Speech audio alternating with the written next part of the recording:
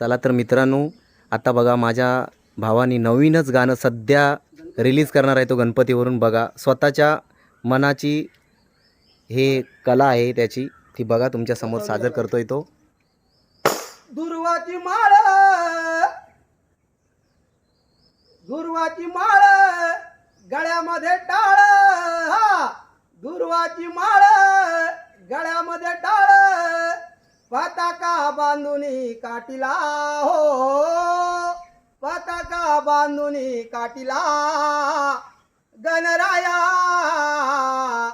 आलो तुझ्या भेटीला.